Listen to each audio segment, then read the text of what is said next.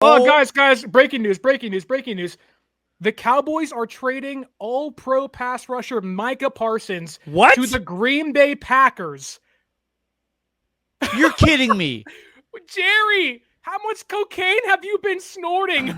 Dude, what is going on? Wait, is this Wow. real? Are you being Yes, serious right now? This is per Jordan Schultz of Fox Sports.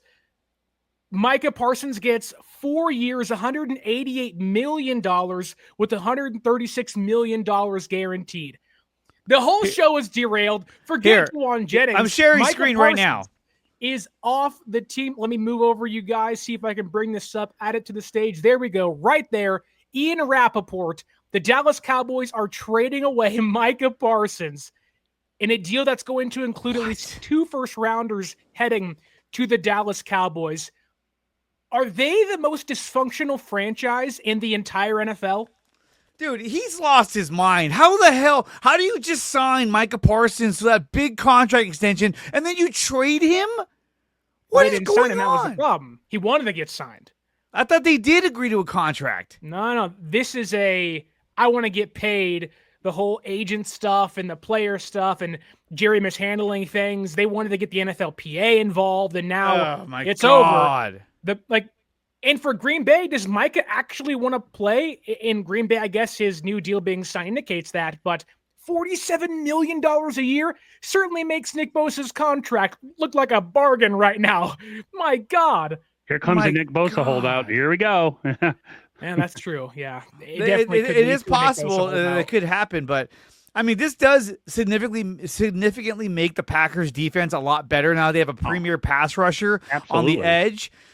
This is something that this team, I think, has been searching for quite a while. I mean, you haven't heard about a premier pass rusher coming out of Green Bay since, Clay Matthews? So this is huge for them. It sucks because they're trading into another NFC team, which is like, Jerry, what are you doing? If you're going to trade Micah Parsons, you trade him to an AFC team, so you don't have to face him that many times a year. Yeah. But no, he's going to the Packers. This is ridiculous. This is as big of a deal since Reggie White went to the Green Bay Packers after being an Eagle. He's getting $136 million guaranteed. Well, also think about it from the Niners' perspective. I know it's a lesser point now, but the Packers now have Rashawn Gary and Micah Parsons on that defense as their bookends. You talk about having an issue with, and I know Parsons hasn't been that big of a deal for San Francisco in previous seasons, but there will be some point in time where if it's the playoffs and Trent's injured and you don't really love Colton McKivitz, it's Colton McKivitz and Spencer Burford against Rashawn Gary and Micah Parsons. That is terrifying for Niner fans. But for Parsons, I mean, when the Niners play the Cowboys, Parsons has not been that big of a monster or, this because he's got Trent to go against, and Trent's not going to let him buy him. But if Trent's not playing, which he misses time every year. Yep. At least a handful of games every single year. I mean, it makes sense for Green Bay to get this guy. Yeah it does. And does this make them a favorite? Does this make them a favorite in the NFC? I'd say it makes them a hell of a contender. But, I mean... they're definitely the favorite now in the NFC North. They have to. Because the Packers don't sign players. Like, they don't sign big contract players. I mean, they gave Jordan Love that big contract, but... Similar to, let's say, the San Francisco Giants, they have to trade to get these guys to come on their roster. Rafael Devers. This is their Rafael Devers, exactly. So this helps them significantly. But look at the Niners. I mean, we have Bosa and Huff, not to mention everybody else we drafted as well. So I think we're still going to have a pretty dynamic pass rush, but this definitely helps Green Bay quite a bit. Well, you can tell that Green Bay feels like, one, we have to go all in on the current roster construction. They're doing what they did with Aaron Rodgers, get him a really good defense and hope he can help kind of lift the offense up. In the meantime, they have a ton of receivers, a relatively good running game. Josh Jacobs is awesome back there. But on top of that, the Lions lose Ben Johnson. He goes to the Bears. The Bears are trying to punch up on Detroit and Green Bay. Green Bay views themselves as a legitimate Super Bowl contender this year. You now give yourself a 3 to 4 year window to hopefully get that thing done and bring a championship Lombardi trophy back to Wisconsin, which good for them. This is what San Francisco would have been doing a couple years ago, but they couldn't afford to now. Whereas the Packers are in a much better place, like San Francisco was in 2021 and 2022, to go out there and afford to buy guys like this. So we don't know exactly what they're giving up outside of 2 first-round draft picks, but the Dallas Cowboys are a mess. Dak Prescott's getting $60 million a year, and you don't want to pay Micah Parsons? This makes no sense. How idiotic is that? This makes no sense. Do you think that the Cowboys are looking at themselves as not a contender, and that they're betting on the future? They always consider themselves a contender. It's Jerry Jones, but this is I don't get it. This makes no sense to me. This is your premier defensive player on your defensive line, and you just traded him. I do wonder if a wide receiver is going back to Dallas in this case, whether it's Romeo Doubs or Dontavian Wicks or a Jaden Reed, or maybe it's a half-injured Christian Watson. It just seems like that would have to be coming back to Dallas in the move. But on top of that, this to me reeks of Jerry Jones getting old and bitter and having his ego hurt because he likes to negotiate with the player, not the agents. And Micah told Jerry, talk to my agent. I'm not talking to you. That's what he's paid to do. That's not my job. I don't talk dollar bills and money with you.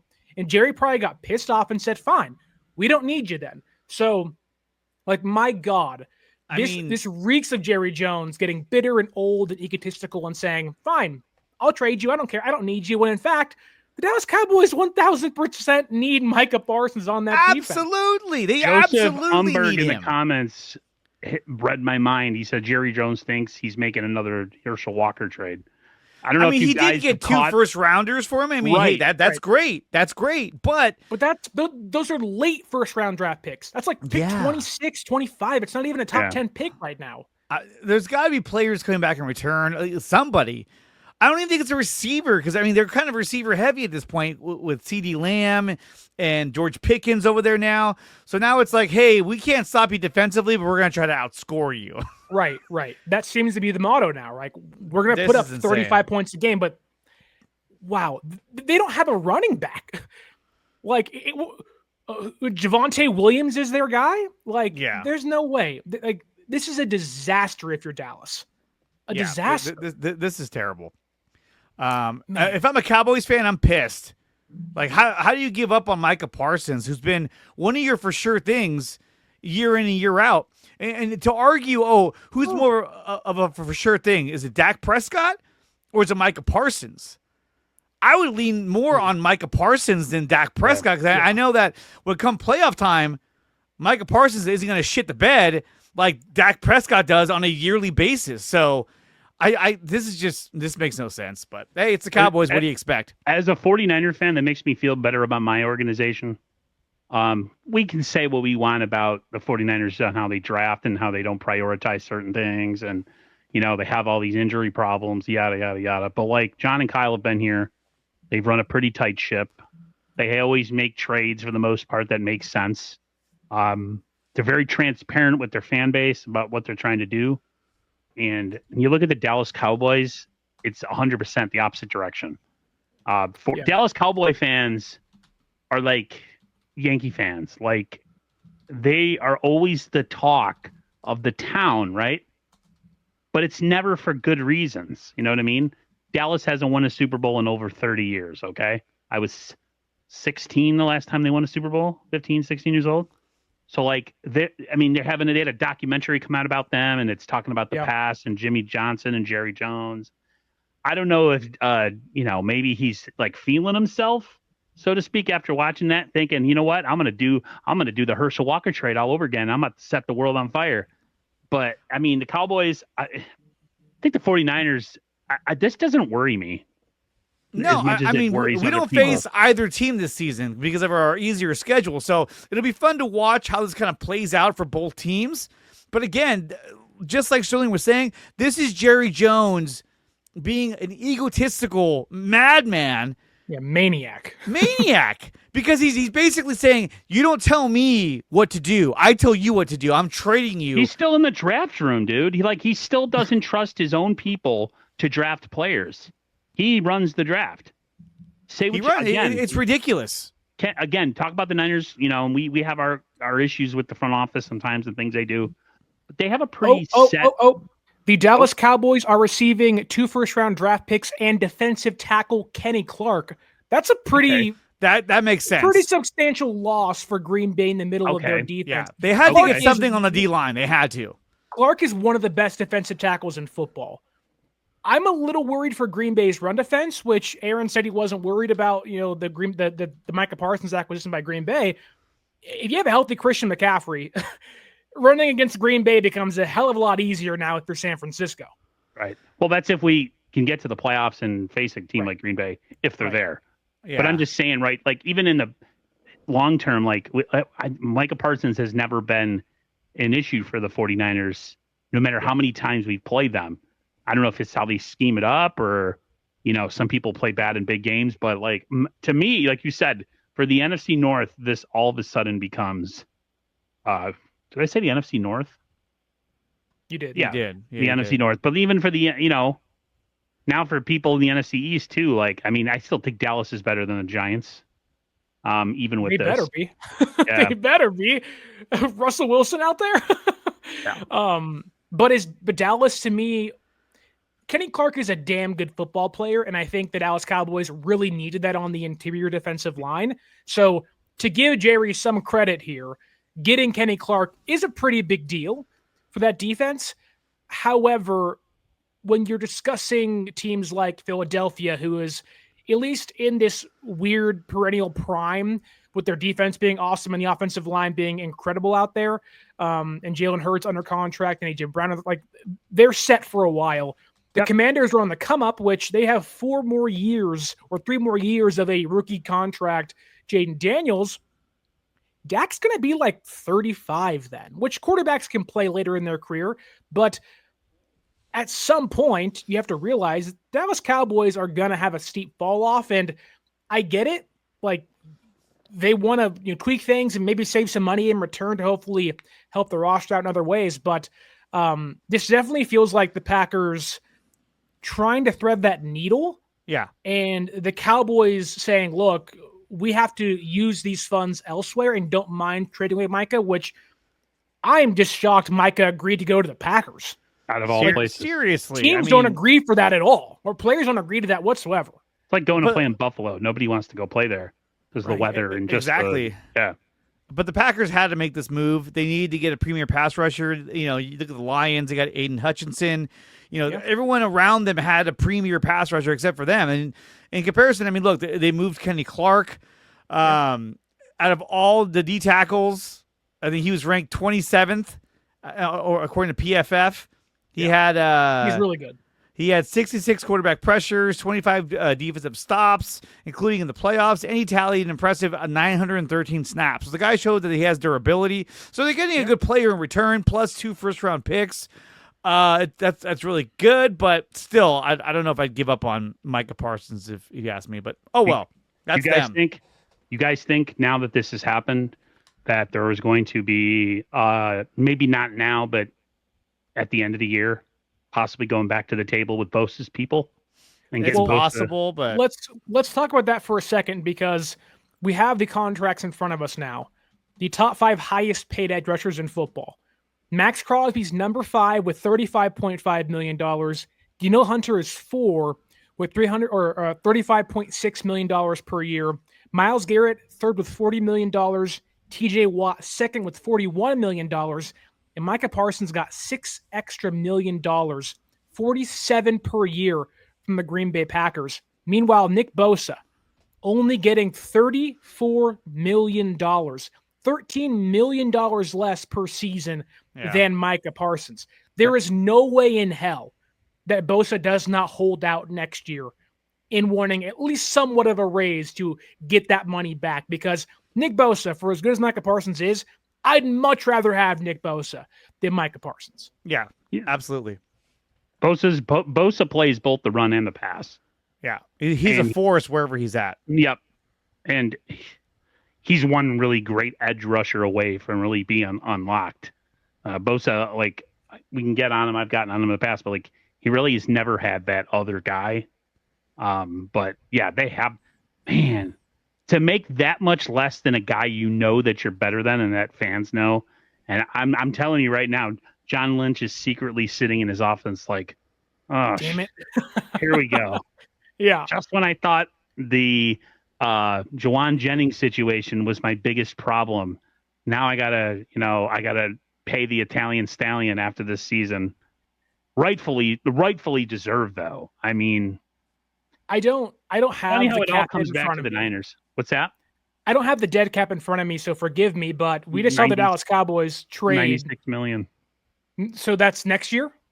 Right now, the Niners have the biggest dead cap. I saw it yesterday. I think it was yesterday. On Bosa's contract for next year. Oh, I do not know. Because we just saw Dallas trade away their edge rusher, their premier defensive player, to what seems to be save some money, but also redistribute that on the rest of the roster and hopefully get better in the process.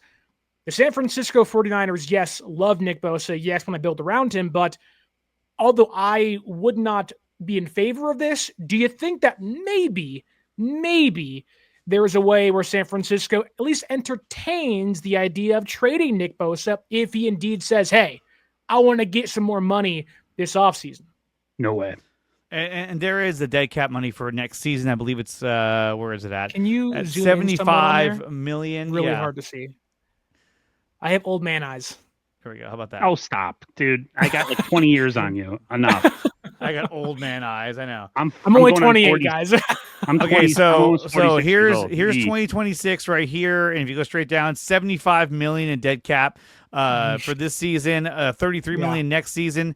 So I mean, wow, is $75 million in dead cap? I mean, like, is there that'll probably change? Yeah, is there a possibility that they could move him? I think they may entertain the idea, but at this point, that's then. This is now. I'm not worried about this. We'll deal with this probably after this season because I don't see it unless he has diminishing returns this year and he looks like he's playing backwards. I just think there are certain players on this squad that are never going to go anywhere. Well, but Bosa and Warner are two of them. But if you look at his contract after this season, he's got zero guaranteed salary. I would imagine after this season, he's going to say, okay, it's time to re-up, everybody.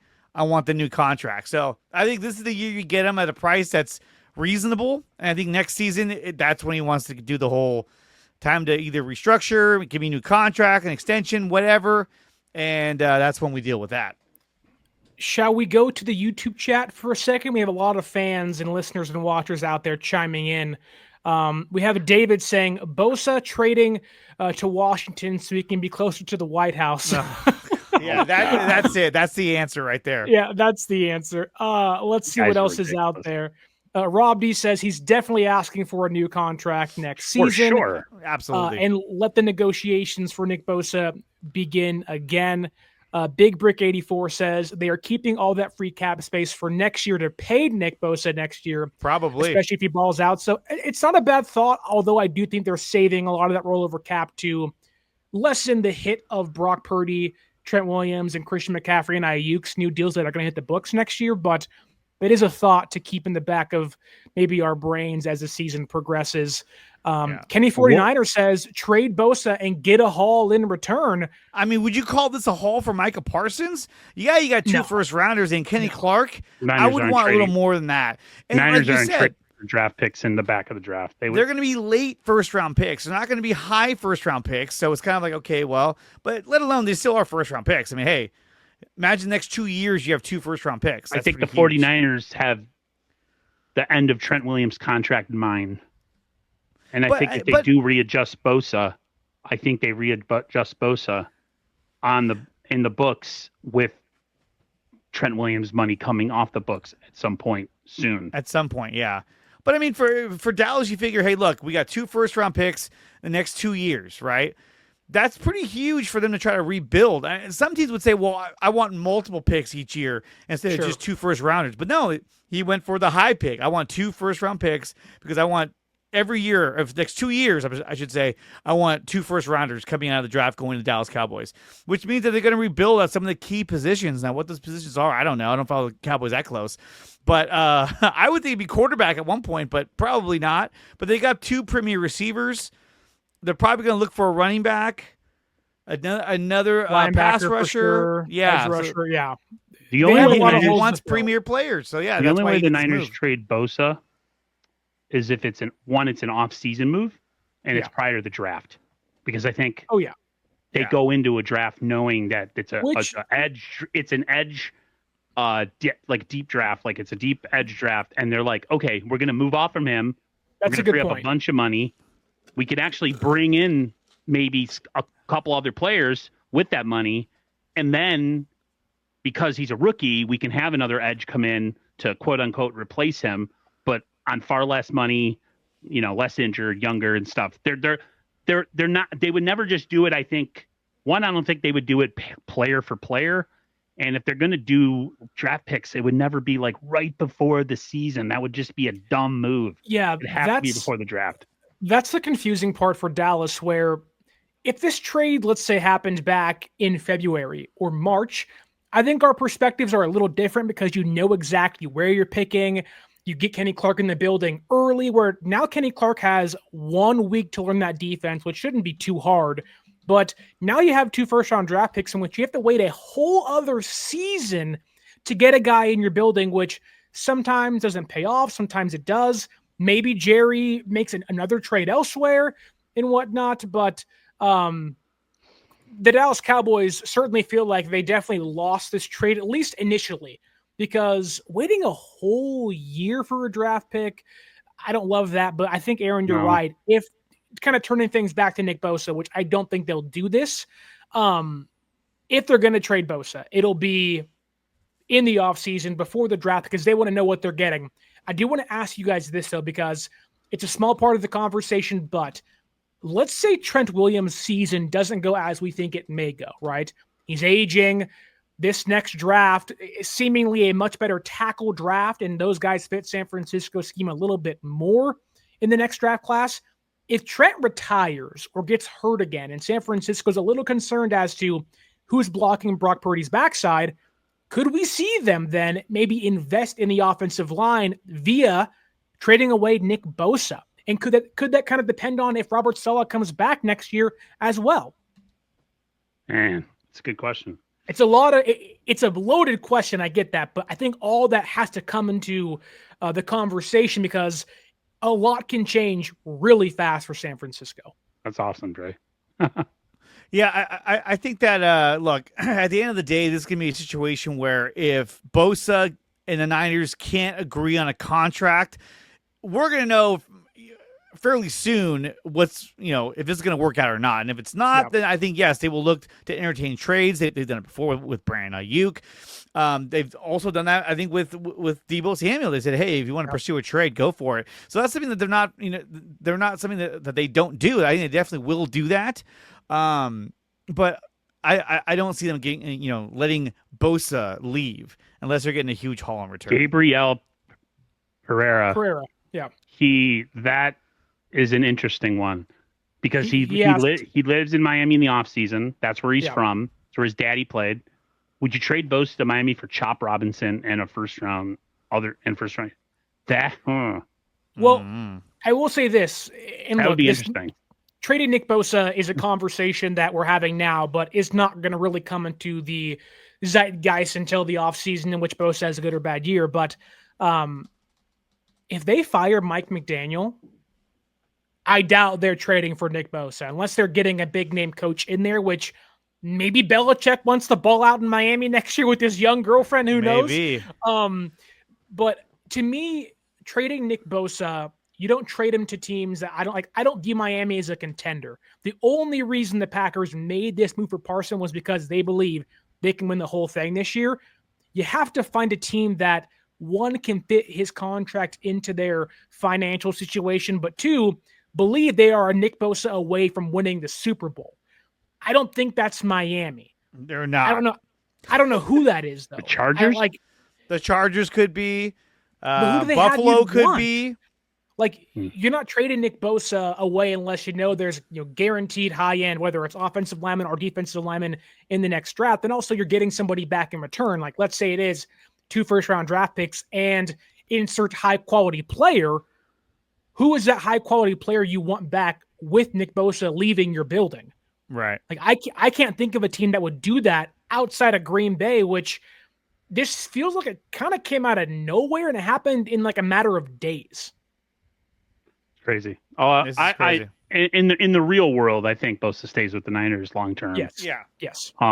If anything, like you said, with Trent Williams missing games every year, and I really think this could be his last year. I just have this feeling, and the Niners need to. Negative Nancy down there. I know. Of But course right. you're going to He's say right. that. Of course. But I get it. Right. I do get it. But that's I mean, Aaron for you. This is probably the end. I'm a New Yorker, baby. I think Brock Purdy's going to tear his ACL this year. Negative energy. I didn't say. See, why would you put that energy out there? But you're already putting this energy out there. I might as well counter it. But Trent has a track record of playing like 11 games a year. A negative times a negative is a positive. So there you go. I mean, look, anything's possible at the end of the year. Anything is possible. We'll see how this year plays out. Kevin Garnett, but if they're going to trade Nick Bosa, he's got to have a really crappy year this coming year. If he's lackluster and doesn't do much of anything, I think they'll consider it.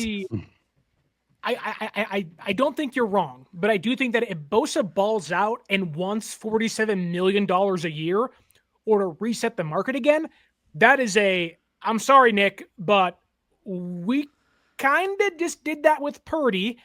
We may or may trade Brandon Ayuk. We don't really know what's going to happen there, but there's that. Yep. Like, a lot of money is going to be moved around in a variety of ways next year. And I think Bosa balling out, if you are in the camp that says he really hasn't done much under his contract, there's some games he disappears, like you almost want Bosa to ball out for you. One, because it means good things for this year, but also it means he's probably going to ask for a crap ton of money. He may ask for $50 million a year. And San Francisco's like, hell no. We'll find someone else for you to play for next My year. hope is they can move a guy like Ayuk. Yeah. Okay. They don't bring back Jennings. Demarcus Robinson becomes something. Ricky Pearsall becomes something, and Watkins becomes something. Then all of a sudden, you're not really paying any of your receivers, and then you can allocate money to say other places. I mean, they're doing it this year with the youth moving on defense. Who says that they don't go into a season? They have faith in Brock Purdy, they have faith in the scheme, and they go maybe into next year minus their two top receivers over the last couple of years. And there's always it's amazing when you hit on the draft how it makes personnel decisions on your team so much easier, and when you miss, it makes like everything be like a straight chess game. They need to invest in their offensive line, and next year's draft has to be that draft. Yeah. The Dre Area Sports Show is brought to you by SeatGeek. Use promo code Dre Area Sports to save $20 on your first purchase at SeatGeek.com. And we are also brought to you by Taryn Roy, the SEO Optimizer. If you're looking to boost your YouTube channel, then check out the SEO Optimizer. Use promo code Dre Area Sports to start your free trial today. Power Brand Systems. If you're looking to build a website for your small business or YouTube channel, then check out Power Brand Systems.